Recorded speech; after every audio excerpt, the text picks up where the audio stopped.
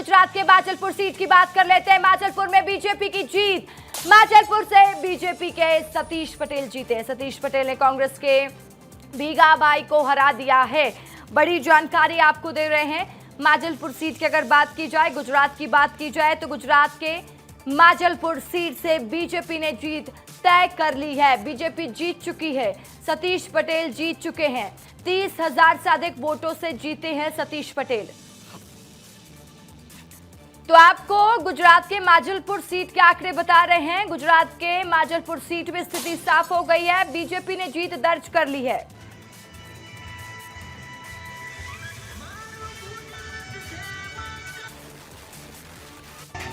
तो आपको तस्वीरें दिखा रहा है लगातार, हर तरफ से अब जश्न की तस्वीरें आने शुरू हो चुकी है। ये तस्वीर है गुजरात के माजलपुर सीट की, जहां पर बीजेपी जीत गई है और जीत का जश्न मनाते कार्यकर्ता नजर आ रहे हैं।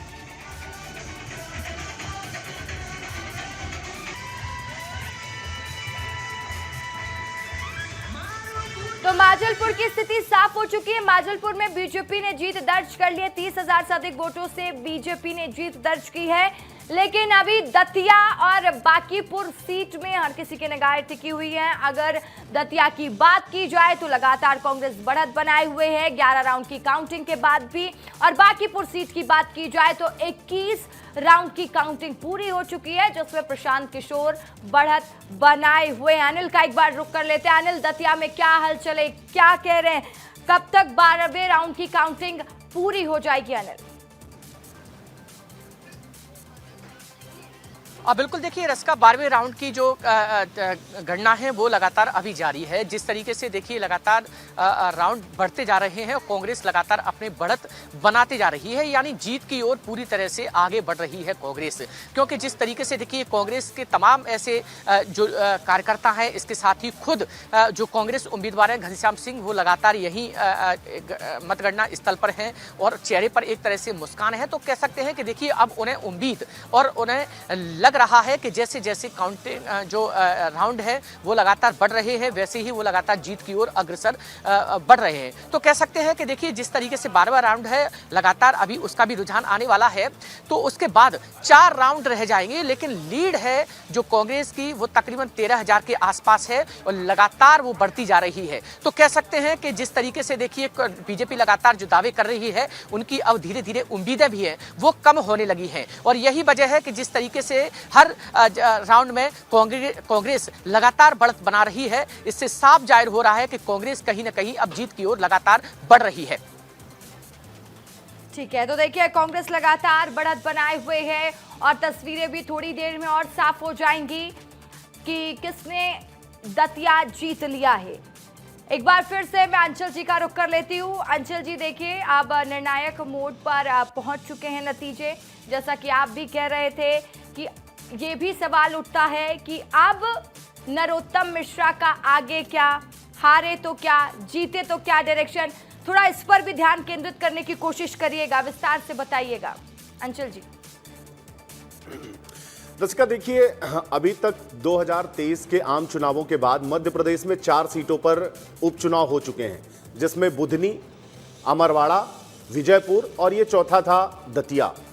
इससे पहले दतिया तो लगभग जीत की ओर है कांग्रेस, और विजयपुर में भी मंत्री रामनिवास रावत जो कि वन मंत्री थे, उनका उपचुनाव उनकी सीट पर हुआ था और वो भी चुनाव हारे थे, वहां पर भी कांग्रेस जीती थी। तो कहीं ना कहीं एक बात तो तय है कि जनता विकास के मुद्दे, भारतीय जनता पार्टी जाहिर तौर पर विकास के लिए जानी जाती है, लेकिन कहीं ना कहीं प्रत्याशी भी मायने रखता है, ऐसा भी इन दोनों चुनावों में नजर आ रहा है। क्योंकि आशुतोष तिवारी भी मूलतः जो है वो सेवड़ा विधानसभा के रहने वाले हैं। दतिया उनके लिए एकदम नया था, तो या तो दतिया के लोगों ने उनको बाहरी प्रत्याशी माना, या फिर भारतीय जनता पार्टी की वो कार्यकर्ता जो कि उसकी ताकत कहलाते हैं, वहां पर हो रहे चुनावों में वो भारतीय जनता पार्टी के साथ नहीं रहे, क्योंकि नरोत्तम मिश्रा का टिकट कटा।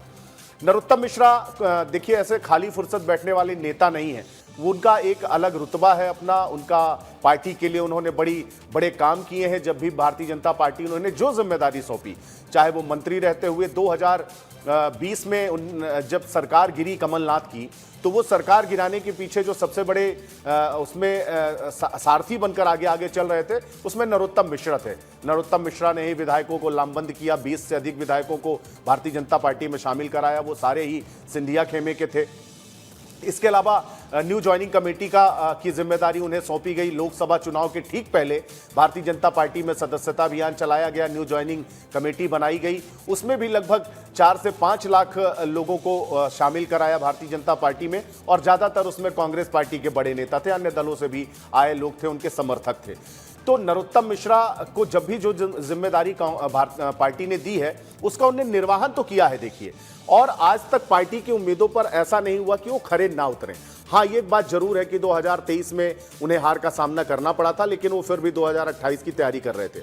एक बात और, वो इतने बड़े कद के नेता हैं और शीर्ष नेतृत्व है, अमित शाह जी से उनका बड़े नज़दीकी माने जाते हैं कि नज़दीकी है, और शायद यही वजह रही कि जब महाराष्ट्र में चुनाव हुए, दिल्ली में चुनाव हुए, जहां भी चुनाव हुए उनकी ड्यूटी लगी, और जिन जिन सीटों पर वो गए उनमें से ज़्यादातर सीटों पर भारतीय जनता पार्टी के ही प्रत्याशी जीते।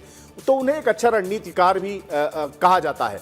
जब प्रदेश अध्यक्ष की तैनाती होनी थी, नए प्रदेश अध्यक्ष की मध्य प्रदेश में, रसिका, भारतीय जनता पार्टी के लिए, तो सबसे तेजी से जो नाम चल रहा था वो नरोत्तम मिश्रा का चला। इसके बाद फिर राज्यसभा के चुनाव आए, राज्यसभा चुनावों के लिए भी प्रत्याशी के तौर पर इनके नाम की चर्चा हुई। तो इतने बड़े कद के नेता हैं कि जब भी कोई अपॉर्चुनिटी आती है तो उसमें इनका नाम गाहे बगाहे आ ही जाता है। लेकिन जब राजेंद्र भारती की विधायकी गई, उन्हें सजा हुई और चुनाव की तारीखों का ऐलान हुआ, तो सबने ये आस लगा के सब बैठे थे कि इन्हीं को प्रत्याशी बनाया जाएगा, क्योंकि वो एक ऐसे नेता हैं जिनकी किसी से कोई अदावत नहीं है। और आप देखिए, बीते 2.5 सालों में जब वो विधायक नहीं रहे, एक कार्यकर्ता के तौर पर जिम्मेदारी का निर्वहन भारतीय जनता पार्टी के लिए करते रहे, तो उनके रुतबे में, उनके जलवे जंकाल में कोई कमी नहीं आई। ना उनका बंगला गया, ना उनकी सिक्योरिटी गई, ना उनका पावर गया, माफ कीजिएगा। तो ये सारी चीजों में उनकी कभी कोई कमी नहीं आई। तो ऐसा लग रहा था कि, और जब यहां से पैनल में नाम भेजा गया तो सिंगल नाम भेजा गया नरोत्तम मिश्रा का। लेकिन भारतीय जनता पार्टी की अपनी कार्यशैली है, भारतीय जनता पार्टी में सारी चीजें रायशुमारी के बाद ही तय होती हैं, शीर्ष नेतृत्व उस पर मुहर लगाता है, इसके बाद तय होती है। तो आप इधर मानिए कि हम तैयारी कर ही रहे थे, नरोत्तम मिश्रा तैयारी कर ही रहे थे कि आशुतोष तिवारी का नाम आ जाता है, और इतना बड़ा आक्रोश मुझे याद नहीं आता कि भारतीय जनता पार्टी के किसी भी शासनकाल में, या भारतीय जनता पार्टी शासित राज्य में, या किसी भी जिले में, संभाग में इतना बड़ा विद्रोह, इतना बड़ा आक्रोश किसी भी अन्य नेता के कार्यकर्ताओं द्वारा किया गया। तो दतिया में जो कुछ हुआ वो किसी के गले नहीं उतरा, क्योंकि भारतीय जनता पार्टी की ये परंपरा नहीं है।